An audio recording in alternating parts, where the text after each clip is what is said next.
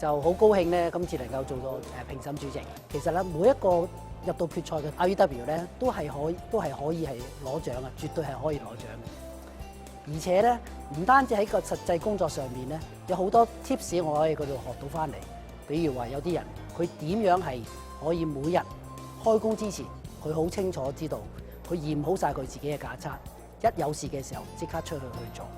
佢試驗嘅方法亦都好 practical， 好實在嘅。咁除咗真係做嘅同事之外咧，亦都睇到咧，佢對於一個團隊喺嗰度教一個團隊點樣去達到一個安全，點樣喺準備嗰啲咁功夫嗰度咧係做咗好多功夫。咁實際上咧係，而且咧我哋考核嘅範圍咧，其實揸住一本安全守則，真係幾百版安全守則，任我哋去問，基本上每一個參與決賽嘅員工嘅 REW 咧，其實都答得都相當之好。咁最後始終都好啦，我哋都係做咗一個根據佢哋唔同嘅標準唔同嘅答法咧，係做評判。我相信無論僱主、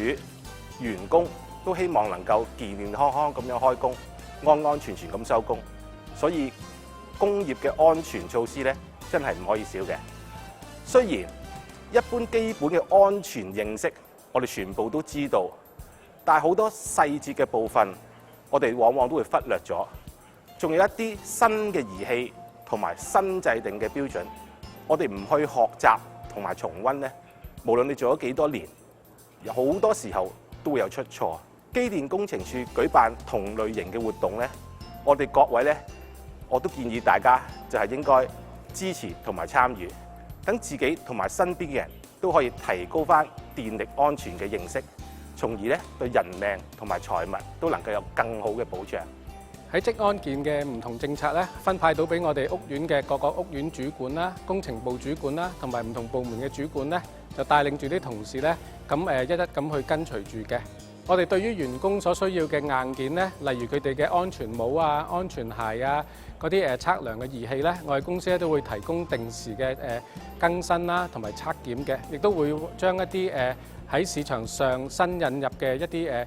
工具咧，會帶俾我哋嘅員工，希望佢哋除咗能夠安全咁做好佢哋嘅工作咧，亦都能夠增加佢哋嘅工作效率嘅。今次陸文祥得獎之後咧，其實每個前線同事咧都係一種好鼓舞嘅，因為點解咧？大家知道，只要你好用心服務俾我哋客戶，同埋好安全咁做好你嘅工作咧，其實咧你除咗個人能夠得到一種滿足感之外咧，對於員工嘅工作表現同埋能力咧，都係能夠上司嘅肯定嘅。以我過往嘅經驗咧，大部分嘅電力意外咧，都係由於咧電力工程人員咧貪圖一時嘅方便啦，節省時間啦，又或者係低估咗工作嘅危險程度，同埋咧一旦發生意外後嘅嚴重後果，所以我哋要更加咧要注意咧工作安全嘅每一個咧安全措施。喺呢度咧，我哋亦都要咧就多謝翻我公司啦，就多年嚟咧為我提供嘅職業安全培訓啦，同埋喺工作上嘅支持嘅，亦都要多謝翻咧就評審委員啦，就對我嘅工作表現嘅肯定啦。我哋相信有效嘅安全管理系統咧，係對安全嚟講咧係至為重要嘅。我哋亦都要求我哋嘅業務夥伴咧達至同我哋一致嘅健康同埋安全標準嘅。對於譚建豪先生得到呢個獎項咧，其實咧我哋都非常之高興嘅。我相信阿譚先生咧亦都會繼續努力以身作則，將呢個安全文化咧推廣開去，同埋感染去其他身邊嘅人嘅。首先咧，我好高興咧可以參加到咧由機電工程署舉辦咧2011年度咧傑出安全表現電業工程人員選舉呢一次嘅比賽。咁藉住呢一次嘅比賽咧，其實我係可以同其他咧工程人員咧可以交流嘅心得，亦都藉住呢個交流呢個心得咧，其實可以提升到咧我本身個人咧喺呢個電業安全咧嘅知識水平嘅。咁其實咧安全工作咧，其實最先要條件咧，其實係需要有一個安全嘅工作環境嘅。咁係有賴到咧公司嘅政策啦，僱主嘅資源投放啦，同埋我哋前線員工咧嘅投入嘅。我係好支持到機電工程署咧繼續舉辦咧同類型嘅比賽啦、選舉咧，因為咧其實佢有繼續咧可以咧提升到咧業界咧對呢個安全工作咧嘅水平嘅，亦都係注入一個莫大嘅一個推動力嘅。多謝。所有嘅員工都係我哋取得成功嘅最珍貴資產。同樣啦，佢哋嘅工作安全，我哋亦都最為重視嘅。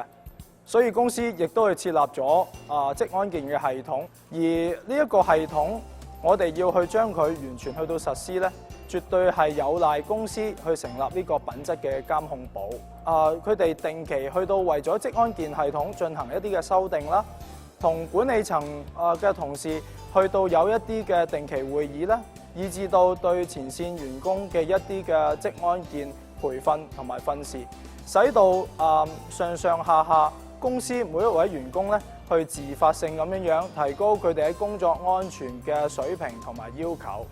而以至於今次梁生去到攞到呢一個殊榮，我哋當然係覺得十分榮幸嘅。點解咁講呢？因為其實我哋覺得梁生佢喺電業工作安全裏面嘅一啲嘅執着，特別係佢喺工作開始之前已經同下屬去好好仔細去到商量，去到作出簡報，所以其實公司去到指派俾梁生嘅工作，公司自然對佢亦都係充滿咗信心同埋把握嘅。